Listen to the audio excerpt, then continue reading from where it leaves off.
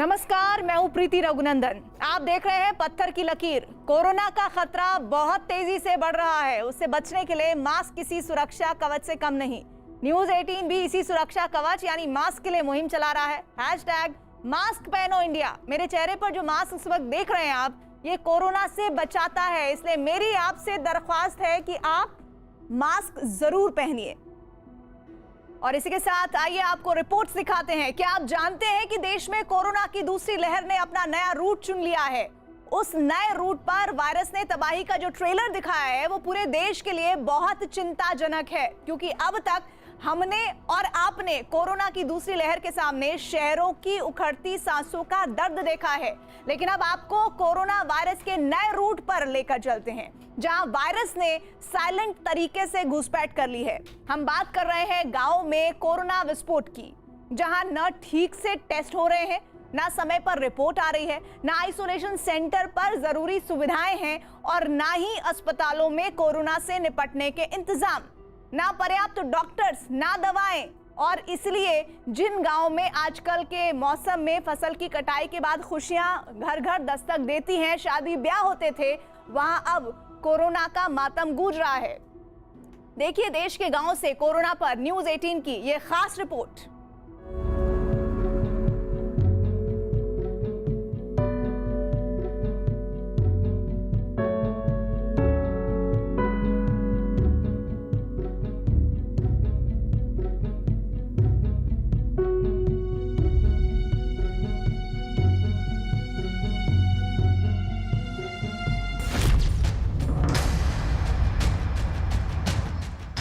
अब तक देश ने शहरों में कोरोना महामारी का सबसे प्रचंड रूप देखा।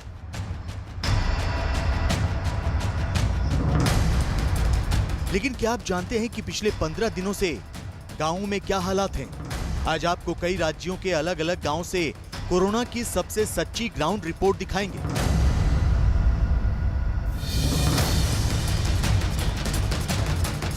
ये बेहद चिंता का विषय है कि अप्रैल के आखिरी हफ्ते से मई के दूसरे हफ्ते तक गांवों में कोरोना ने बहुत तेजी से पांव पसारे हैं।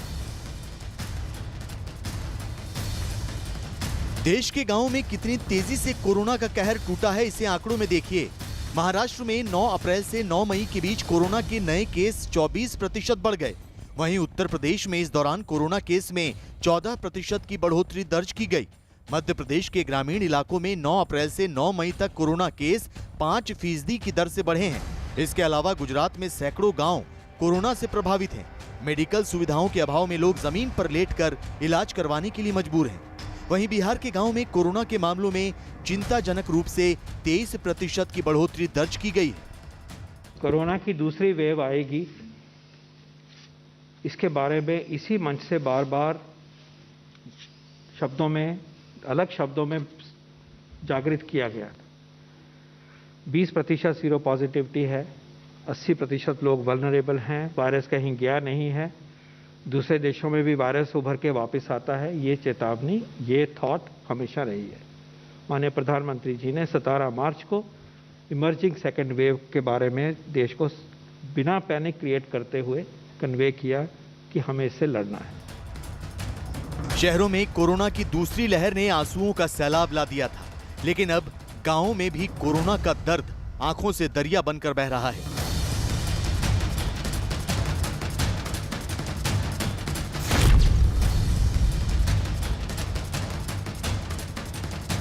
गुजरात के डांग जिले की वानसदा तहसील का ये सुखाबारी गांव है। कोरोना ने जब यहां का रुख किया तो मेडिकल सुविधाएं और प्राथमिक स्वास्थ्य केंद्र पहले ही सरेंडर कर चुके थे। लिहाजा सरकार ने आइसोलेशन सेंटर बनवाकर लोगों का इलाज करने की कोशिश की, लेकिन हकीकत आपके सामने है। पेड़ों के नीचे पॉलिथीन या दरी गद्दे बिछाकर लोग कोरोना का इलाज करवा रहे हैं। पास में एक पीएचसी यानी प्राथमिक स्वास्थ्य केंद्र भी है, लेकिन लोग वहां नहीं जाते क्योंकि इलाज के नाम पर वहां कुछ है ही नहीं। તમારે સરકાર શ્રી ને એટલું કહેવું છે કે દરેક ગામમાં જે શોભાના ગાંઠિયા પીએચસી સીએચસી બનાવેલા છે ત્યાં અંદર એમબીબીએસ ડૉક્ટર આપો, ટ્રીટમેન્ટ આપો, જેથી કરીને આ ગરીબ લોકોને ગામની અંદર સેવા મળી રહે, ટ્રીટમેન્ટ મળી રહે અને લોકો સ્વસ્થ થાય। शहरों के मुकाबले गांवों में स्वास्थ्य सेवाएं हैं ही नहीं, इसीलिए कोरोना वायरस बढ़ने के बाद गांवों की बदहाली तय थी। गुजरात सरकार ने प्राइमरी स्कूलों में आइसोलेशन सेंटर बनाने के निर्देश दिए थे, लेकिन इलाज के नाम पर प्राथमिक सुविधाएं भी उपलब्ध नहीं है, इसलिए ऐसे आइसोलेशन सेंटर खाली पड़े हैं। जाहिर है, न दवा है, न डॉक्टर और न बेड, फिर लोग यहाँ क्यों आएंगे? सरकारी आंकड़ों के मुताबिक गुजरात में 18,000 गांवों में 15,275 सेंटर बनाए गए हैं। 15,275 कोविड सेंटर में सिर्फ 5,404 लोग ही भर्ती हैं, बाकी खाली पड़े हैं। गांवों में 47,826 एक्टिव केस हैं। गांवों के 33,104 मरीज होम आइसोलेशन में। गांव में बने कोविड सेंटर में दवाएं नहीं हैं। टेस्टिंग किट की कमी है तो टेस्ट कम हो रहे हैं। RT-PCR टेस्ट के नतीजे 4 से 5 दिन में आ रहे हैं। हालांकि गुजरात सरकार का दावा है कि गांव में बनाए गए कोविड सेंटर में पर्याप्त सुविधाएं पहुंचाई जा रही हैं। ये तमाम सेंटरों ऑक्सीजन प्लांट साथे त्यानी स्थानिक व्यवस्था 30 बेडथी मांडीने 50 बेड सुधीनी थई शके एवी व्यवस्था एनुं सर्वे थई रह्युं छे। કેટલી બેડની વ્યવસ્થા થશે અને કેટલા ટનના પ્લાન્ટની ઓક્સિજનની જરૂરિયાત ઊભી થશે એ સર્વેની કામગીરી ચાલુ છે અને એ પ્રમાણે કામ કરવામાં આવશે।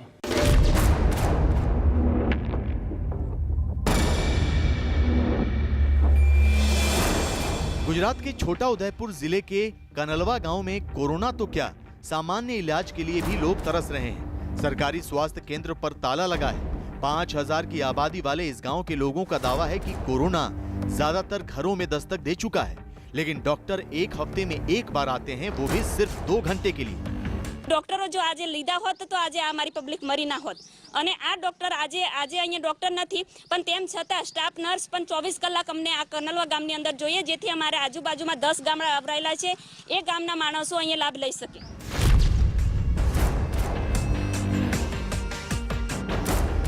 गुजरात के साबरकांठा जिले के चित्रोड़ा गांव में भी सरकार ने कोविड सेंटर खोला है। न डॉक्टर, न दवाएं, न नर्सिंग स्टाफ, तो मरीज यहाँ क्या करने आएंगे?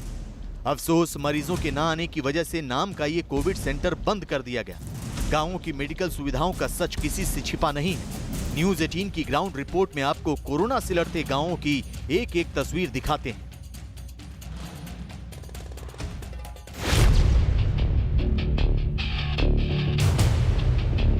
दिल्ली के पास ग्रेटर नोएडा वेस्ट के कई गांवों में लोगों ने कोरोना से 15 दिनों में 20 से 25 लोगों की मौत का दावा किया है।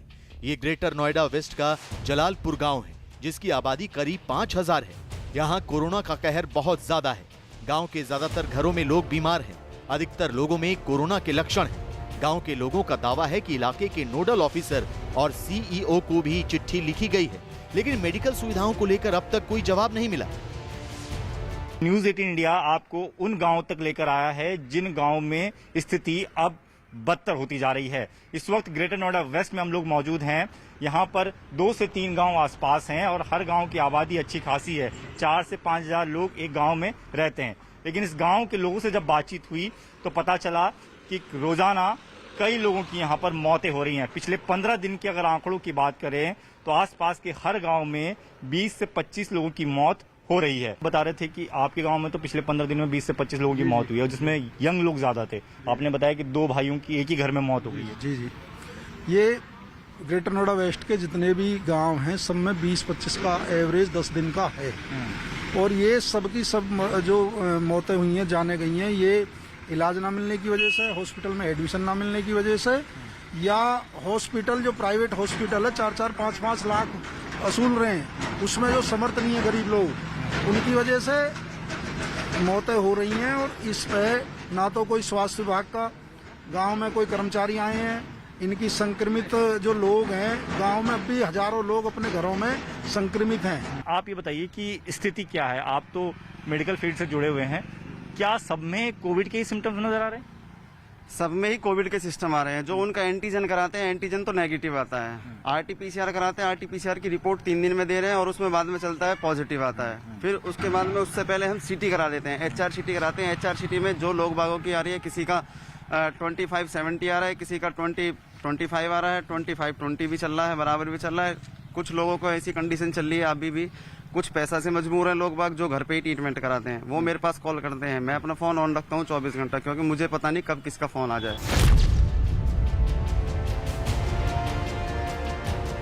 ग्रेटर नोएडा वेस्ट के जलालपुर गांव के पास सादोपुर गांव में भी लोगों ने कोरोना से 10 मौतों का दावा किया है। गांव वालों को कहना है कि करीब 15 दिनों में 10 लोग कोरोना की वजह से दम तोड़ चुके हैं। मरने वालों में बुजुर्ग और युवा दोनों शामिल थे। गांव के हालात लगातार बिगड़ रहे हैं। लोगों का आरोप है कि स्थानीय अधिकारियों को रोज फोन किया जाता है, लेकिन कोई जवाब नहीं मिलता।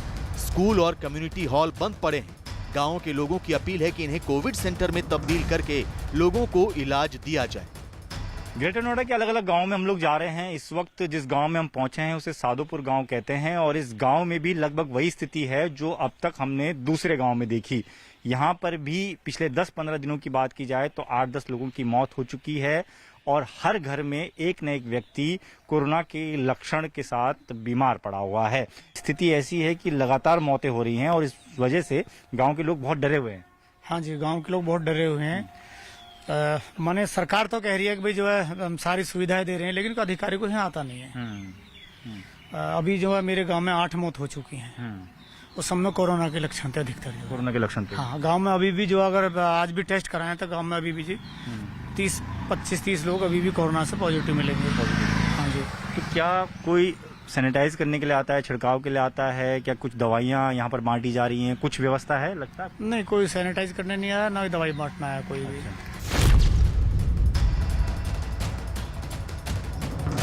ग्रेटर नोएडा के सादोपुर गांव की तरह नोएडा एक्सटेंशन के खैरपुर गुर्जर में भी हालात बेकाबू हो रहे हैं।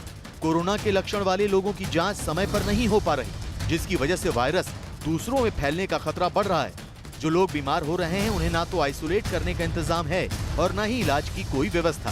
7,000 की आबादी वाले इस बड़े से गाँव में 40 दिनों में 25 से ज्यादा लोगों की मौत हो चुकी है। देश की राजधानी दिल्ली से 23 किलोमीटर दूर और नोएडा से 12 किलोमीटर की दूरी पर स्थित खैरपुर गुर्जर गांव का आज हम दौरा करेंगे और जानेंगे कि कोरोना की वजह से इस गांव का क्या हाल है, क्योंकि गांव वालों की तरफ से दावा किया गया है कि कोरोना की वजह से यहां कई लोगों की मौत पिछले 1.5 से 2 महीने में हुई है। तो चलते हैं खैरपुर गुर्जर गांव में। नोएडा एक्सटेंशन के खैरपुर गुर्जर गांव में रहने वाले नितिन का दर्द जानकर किसी की भी आंखें नम हो जाएंगी। उनका दावा है कि 35 दिनों में 2 भाइयों को वो खो चुके हैं। 1 महीने पहले एक भाई की मौत हार्ट अटैक से हुई, जबकि दूसरे भाई को कोरोना ने छीन लिया।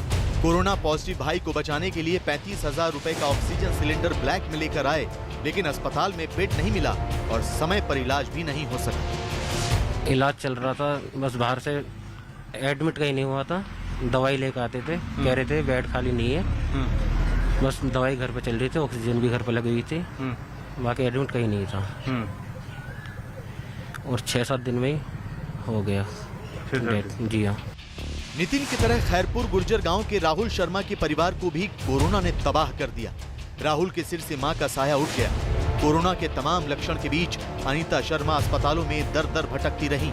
इलाज के अभाव में उनकी जान चली गई। मैंने उनका 7 तारीख में टेस्ट कराया, खून टेस्ट, तो उसमें टाइफाइड आया था निकल के। तो उसका इलाज गांव से ही चलवाया। तो अगले 8 तारीख में उनको सांस की प्रॉब्लम होने लगी। मैं उन्हें वहाँ पे ले गया इंदिरापुरम, तो उन्होंने ऑक्सीजन दी। ऑक्सीजन लेवल 96 पहुँच गया, कोई दिक्कत नहीं थी उनको। उनकी 10 तारीख में सुबह 5 बजे तबीयत बिगड़ी थी, तो उन्होंने मैं सीधा हॉस्पिटल लेके गया।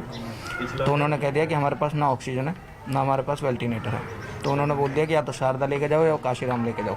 दोनों ने मना कर दिया वहाँ पर, किसी ने कि हमारे पास बेड खाली नहीं है। कैलाश में गए, कैलाश में बेड खाली नहीं था।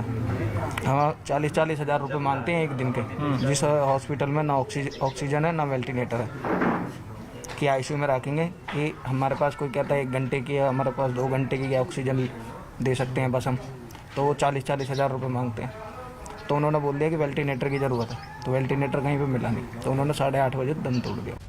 खैरपुर गुर्जर के हर तीसरे घर में कोरोना से संबंधित कोई न कोई दर्द है। न्यूज़ 18 इंडिया की ग्राउंड रिपोर्ट की खबर जब ग्रेटर नोएडा प्रशासन को मिली तो वो हरकत में आया। प्रशासन की एक टीम गांव में सैनिटाइजेशन मशीन लेकर पहुंची।